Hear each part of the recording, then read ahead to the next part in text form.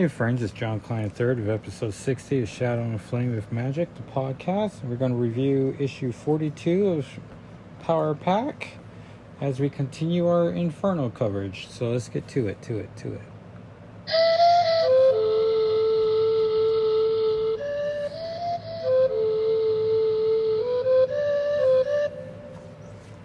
And thank you, Francisco, for providing the theme song to the podcast. We really appreciate it, and you.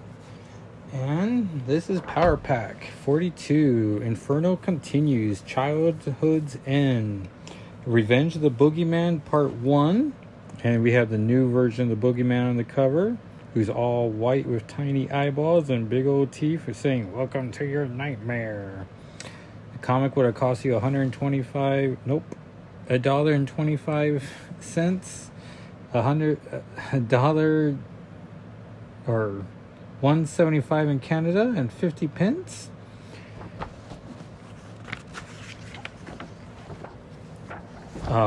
Fancy comic where the inside cover is the credits. This came out in December 1988. And welcoming back so brightly, John Bogdanov, who both wrote and penciled lightly, Stan Drake, who finished in ink tightly, Don Hudson inking the background slightly, Glennis Oliver, who still colors brightly, Carl Potts editing nightly, Tom DeFalco, editor-in-chief politely. So they're doing a little rhyming scheme. I'm not exactly sure why, but it keeps it fun. We all like that.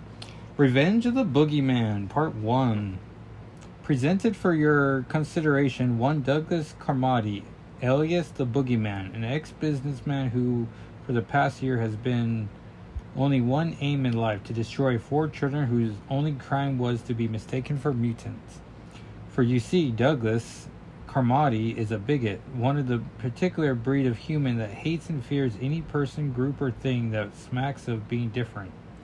In this case, mutant kind, people whose radical genetic structure gives them unusual abilities. The fact that the 4 power children are not genuine mutants is no deterrent to Mr.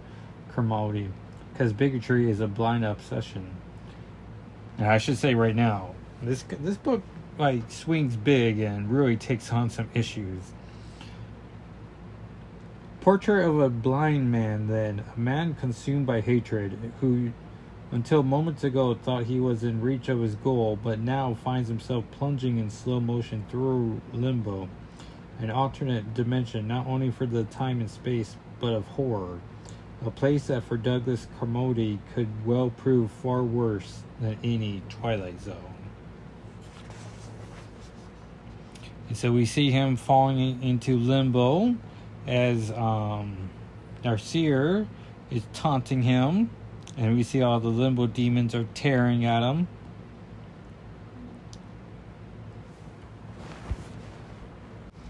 And so Nasir says, "Douglas, how nice of you to come. So glad I could be here for your arrival.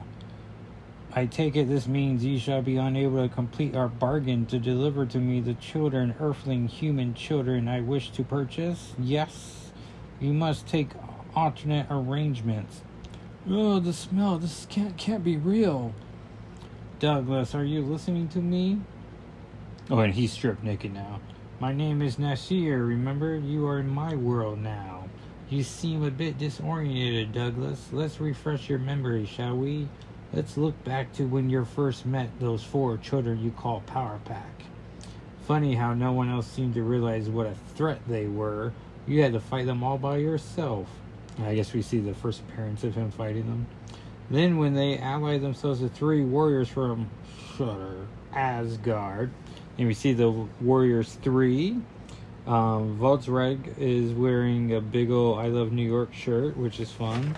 Hogan and Frando are in their classic uniforms. And then we get the panel that made me buy this comic in the first place. "You finally found an ally in the form of an organization known as the Right. But Power Pack had allies too, the accursed new mutants. Their sorceress, the demon Darkchild, Ilyana Rasputin, cast you into limbo. And I guess that must have happened recently, but I don't see any narration boxes that tip us to which issues, but clearly that's the outfit he wore right here, so it must have been at issue 41.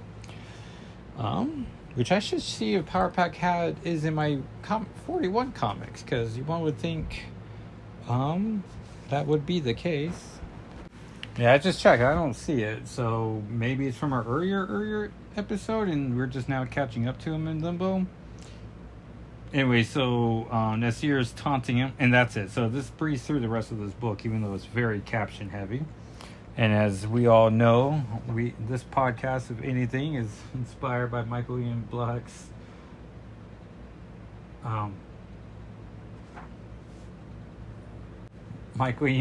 Obscure, where and I think he only did it for 3 seasons, but the second one was Frankenstein, and where he just reads along with public domain books, but I'm trying to do the same, but with comics. And it really pays off the 80s books where, it's caption heavy. It's a little early for such a heat wave. When the air settles like a hot blanket of ash cake suits, transforming New York into a smudged pot of smoke, human sweat, and sewage. A city choking, drowning in a morass of its own effluvia. I guess so. And I gotta say, these next couple pages, you just feel the heat and the dryness, like just radiating off the page. Just down the hill from Columbia University, where Harlem meets the Upper West Side, the streets smolder in the muffling shadow of the earth. Even the sounds of traffic are bent and stifled into vague and distant strains of sharps and flats. Heaps of gas-plotted green plastic bags leaking the sticky, fermented juices of a week's uncollected garbage make a single-file walled obstacle course of the sidewalk. Vile black water sources underfoot from some ignored broken sewer line. Amidst the noxious refuge, people perch on brownstone stoops in a vain attempt to escape atonement in oven-hot buildings. Other people file through the streets in a lunching, leaden, slow-motion ballet, some frantically looking for escape, others for violent diversion, and some just go home. For an exhausted Professor Jim Power, it is an effort to press through the salty air, breathing in it like breathing dirty motor oil. The airborne particles pollution clings to his sodden knotted clothing, silting into the pores of his skin. It burns his cheeks, eyes, and lungs like an acid sandstorm. It's been a bad week. Funding cutbacks at NSF, National Science Foundation, threaten his research grant. The cooling system in his Columbia lab has been out of the week, and the relenting heat causes computer failure and destroyed 2 months' work. Yet his most immediate concern is for his family. And he's just traveling, and he finally gets home, and his wife, who, I forget her name. Oh, Margaret. She welcomes him home. She's been exhausted. All the kids are sick, and she can't remember the last time they were sick, and he's just happy to be home. She's exhausted. She's been trying to clean, but nothing can stay clean. Interestingly, so he checks on the kids, because who cares about a clean house? He just wants the kids feeling better, her not to be exhausted, which is the right move. And everyone's shirtless except for Julie, which is weird. I mean, I guess it's 88, so I don't know. It's just interesting.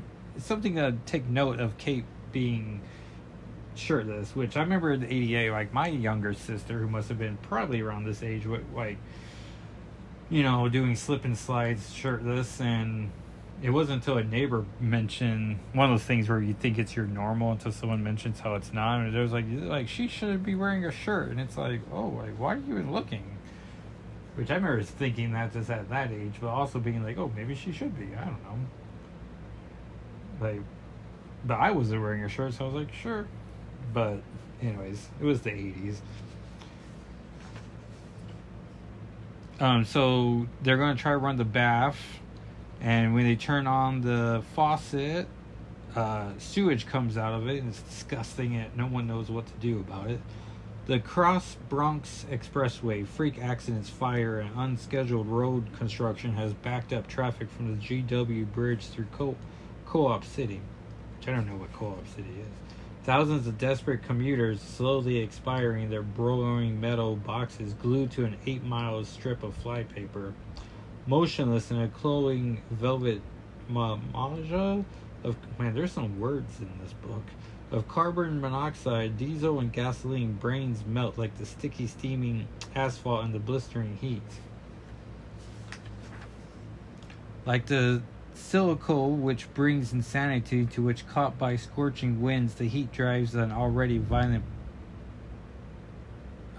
I thought I heard thunder. I was like, huh? Violent brown gangs into a fevered frenzy of mayhem and destruction. They descend on the trapped and helpless motorists like a swarm of hornets. And this guy legit knocks out a driver, takes his wallet, and literally mentions, no wonder you didn't want to come across, Hoey. Yes, sir, I'm going to get into this right now. Geez, I never seen this much coke in one place before. I could stay wired for a month, man. So, like, legit comics in the 80s, because straight up reference coke.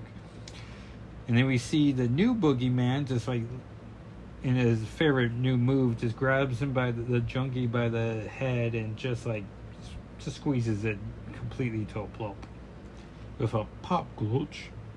He's dead. And then we get back to the Powers children, and they're just exhausted, wondering. They thought they were under the impression, see issue 35, that they could never get sick, that they have a healing factor. Kate's just happy that it just makes her feel normal. Like, yeah, regular kids get sick, and so do we. And so there's no amount of fans that can keep them cooled. Meanwhile, the Cross Bronx Expressway, and people are... And we don't quite get the impression this is Inferno related. It's just legit people seeing an opportunity to commit chaos and havoc.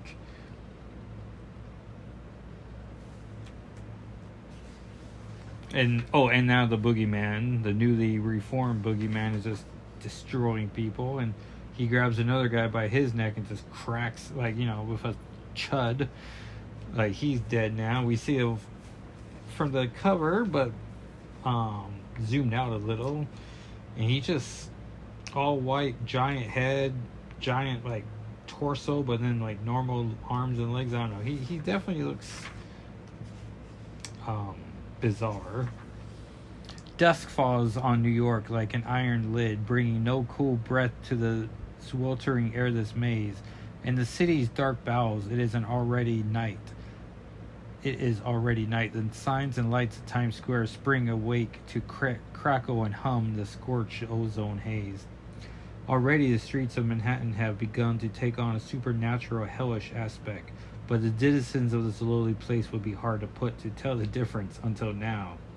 Because all of a sudden we see the stepping desk opens up and just all the demons come out. Follow the trail of these events in New Mutants 71 that we just reviewed last week. So that's nicely done. Oh, no, 2 weeks ago. And so we're back at the Powers. The parents are trying to just keep cleaning and just trying to stay cool. See Avengers 298 for the answer to this mystery, which is a reference to... It's a giant radio show, so I'm trying not to read all of it. But whether or not these are figments of hysteria or results of the unrelenting heat is unknown at this time. Due to the failure of services and communications around town, it is known that vandalism, sickness, and seemingly impossible disasters are plaguing the city at a time when the group of superheroes known as the Avengers have permanently disbanded, according to reports. Why the well-known group of self-styled do-gooders has chosen to cease operating at a time of New York's greatest need is not known. So that was in 290. 8, which we did $2.99, so I don't know, but I did question why Cap was looking for the Richards instead of any of his superhero friends. The older Power, Alex, is it? Yeah, Alex Powers, that sounds right. I think that's also the lead singer of The Calling, one of my favorite bands. So he's going to try to help out his parents, and he gets off the top bunk and just like crashes on the ground. His mother rushes to him and tries to take him to the bathroom, and the bathroom's just covered in moss or sewage or something disgusting. So she runs out of the room trying to not find a place to throw up, and he's using his powers to absorb all the the moss or the ick, and it's not working. Like, he makes a path to the toilet, and then it all comes forming immediately back. Margaret's telling Professor Powers, whose first name is Jim, and all of a sudden there's this blaring sound, and they're like covering their ears as they don't know what's happening. Oh yeah, the microwave's coming alive, and then Margaret smashes it with a rolling pin, because you gotta have those around. The boogeyman has entered the Powers' bedroom and starts choking Julie, and she escapes, and then she tries to calm Kate down. Because they don't know it's the boogeyman yet. It's just a white arm from under the bed. And then the parents have packed their overnight bag. They're about to grab them out when all of a sudden the roof tears apart and the boogeyman's there, and he immediately takes their parents hostage, and there's only one thing they can do. They end the issue with, "We are Power Pack. Now put them down, Potato Face, so we can kick your backside," says the younger brother. Oh no, how can they do this to the pack? Even if Power Pack can save their parents, how can they survive this premise-busting revelation? Because the parents can never know that they're Power Pack, or they'll lose their ever-loving minds. All we can say is it had to happen, and you may be sorry if you asked for it. Be here for part 2 in 6 weeks. Then we get letters from S. Daniel Carter from Knoxville, Tennessee. J. Perry from Fremont, California. Fremont. Angela Connor from Illinois, Indiana. Oh man, 2 pages of letters. Oh man, this one letter by Roy Veldbohm goes from one page to the next. From Oshkosh, Wisconsin. Mike Kosak from Northampton, Massachusetts, where the Ninja Turtles are from, or where Mirage Studios precisely. John P. Killinger from Green Bay, Wisconsin. Then we get the final caption box. The Melanie Gerald Riddle of the Month. Who is the snottiest supervillain Power Pack has ever had to face? Give you 3 seconds. 1, 2, 3. The Boogeyman. Finally, note. Please send your pics submissions in black and white only, or they can't be printed no matter how good they are. And then we get some bonus page, which we really hope this issue, where we get the Power Pack's parents, Jim and Margaret. Power Pack to kill millions, which are the alien horse race people.